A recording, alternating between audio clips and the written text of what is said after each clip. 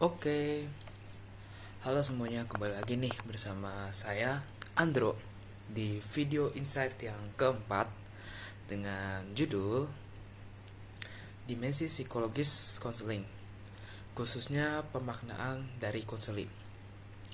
Jika kita mengingat kembali nih di video insight pertama, kedua, dan ketiga, itu kita telah membahas nih tentang apa sih tuh pengertian dari konseling humanistik. Kemudian kita langsung lanjut nih ke sejarah-sejarahnya, mulai dari konsep lahirnya uh, humanisme dan eksistensi. Kemudian di ketiga kita ada juga hmm, narasi besarnya. Nah, untuk kali ini uh, saya akan menjelaskan kepada kalian tentang apa sih yang ada biasanya di dalam sebuah praktik konseling, terutama di dalam konseling humanistik itu sendiri. Jadi pertama-tama, oke, pertama-tama Kamira eh, membantu kita untuk apa ya, memberikan pendapat kita apa sih itu arti dari sebuah masalah. Kemudian dia juga um, menanyakan kepada kita apa sih arti sebuah kebahagiaan, dan kita juga pun memberikan beberapa bentuk respon jawaban yang cukup berbeda-beda ya. Contoh, ada yang mengatakan bahwa kalau masalah itu adalah hal yang biasa, dan hal tersebut adalah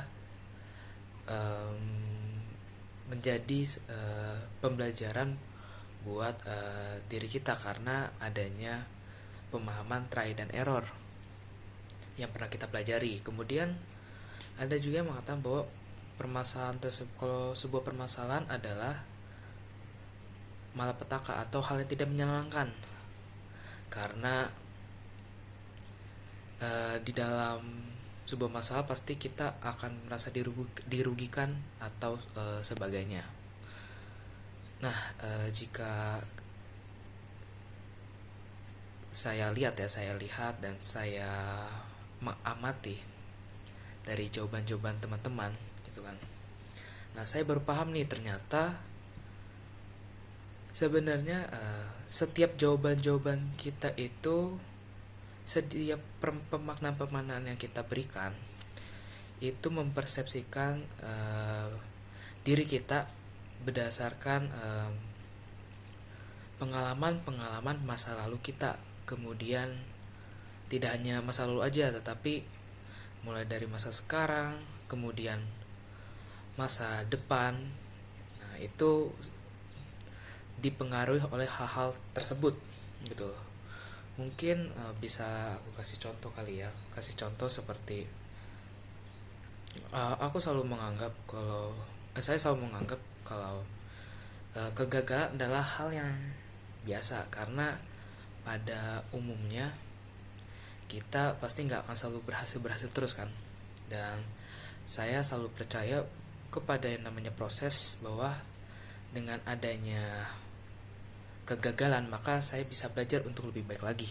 Dan itu mungkin pemaknaan saya tentang sebuah permasalahan. Kenapa saya berpikir demikian? Karena dulunya saya seringkali melihat orang yang berhasil di masa yang berhasil, yang saya ketahui yang menjadi role model saya. Mereka itu pasti tidak akan langsung secara instan langsung berhasil, tetapi mereka tuh pasti ada prosesnya, mulai dari jatuh bangunnya, terus dimana saat-saat krisis mereka itu mereka percaya bahwa mereka suatu saat nanti mereka akan sukses, dan akhirnya pola pikir mereka tersebut itu menjadi tertanam di dalam diri saya, dan akhirnya saya beranggapan bahwa tuh kalau sebuah masalah, sebuah kegagalan itu merupakan hal yang biasa, dan kita harus selalu belajar akan kesalahan tersebut untuk menjadi lebih baik lagi. Itu dari segi pemaknaan. Nah, kemudian kita langsung nih menghubungkannya dengan konseli. Tadi kan saya udah ngomongin mengenai pemaknaan dari diri saya sendiri. Nah, kalau kita mengkaitkannya dengan dimensi psikologis dalam sebuah konseling, pasti kalian ingat nih, di sesi pertama saya pernah berbicara mengenai bahwa tuh presentasi perbaikan diri klien atau konseli di dalam sebuah konseling itu yang mempunyai faktor paling terbesar itu adalah dari diri klien, yaitu sebesar 40%. Nah, dan dilanjutkan dengan apa sih, kalau aku ingat ada harapan 15%, kemudian ada teknik-teknik 15% juga, dan ada aliansi terapeutik. Tetapi pada kali ini saya mau menjelaskannya yang 15% ini nih, yang adanya harapan. Nah, pertama-tama ini kita pasti sebagai konselor itu harus mengenali keadaan awal konseli. Mereka kan mencari makna tersendiri ya terhadap permasalahan tersebut. Nah, di sini tugas kita sebagai konselor adalah membantu mereka untuk memahami masalah yang mereka alami dengan menggunakan empati kita. Sengaja dilakukan hal demikian karena bertujuan untuk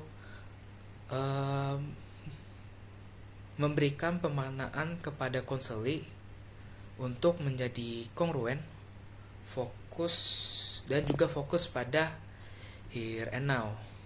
Karena kan kalau jika kita menghubungkan ya, kita kaitkan dengan aspek pribadi konseli, pasti konseli itu mempunyai makna di dalam dirinya mereka sendiri, dan mereka itu bisa dikatakan ya, menganggap bahwa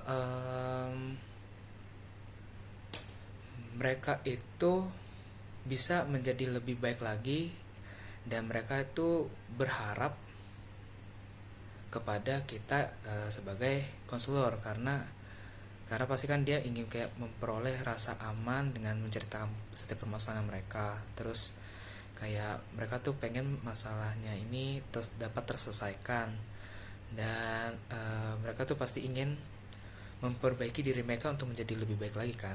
Nah,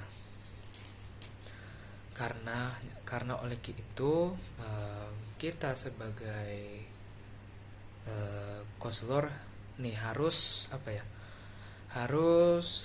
membantu mereka untuk meningkatkan self awareness mereka, sadar akan kebermaknaan hidup mereka, terutama dalam sebuah masalah ya, karena kan kalau ada sebuah masalah itu kan pasti menyebabkan terjadinya konseli atau biasanya setiap individu seperti kita itu menjadi inkongruen kan. Inkongruen itu kan berarti dia ini adanya sambungan antara real self dan ideal self. Nah, di sini bisa nih kalau kita membantu mereka untuk menghilangkan rasa inkongruen itu. Karena kenapa? Karena dengan adanya inkongruen, maka individu atau diri konseli biasanya itu memaknai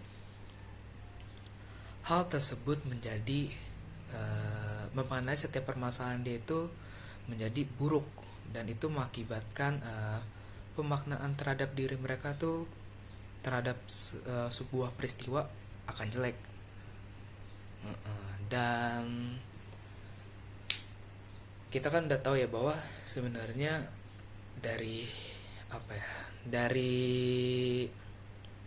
pengalaman mereka, dari masa lalu mereka itu kan pasti memberikan dampak yang berat ya, cukup berat banget untuk mereka. Dan kita bisa nih membantu mereka untuk mempersepsikan setiap permasalahan mereka itu dengan memfilter, contohnya yaitu dengan melakukan delesi. Seperti apa namanya kalau delesi itu ya,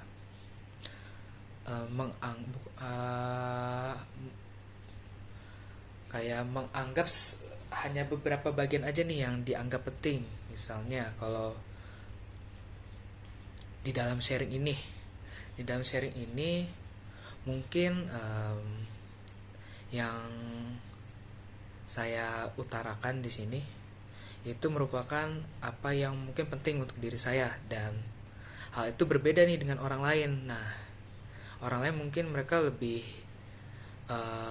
melihat bahwa ada yang lebih detail lagi. Nah, lebih dari saya misalnya, itu merupakan salah satu bentuk delesi untuk mempersepsikan sebuah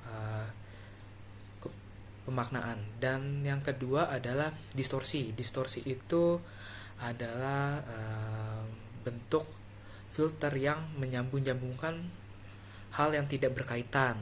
Dan yang ketiga itu adalah generalisasi, yaitu menyamaratakan hal-hal yang dianggap sudah serupa. Biasanya hasil dari yang kejadian sudah difilter itu adalah biasanya pemaknaan terhadap apa aja sih.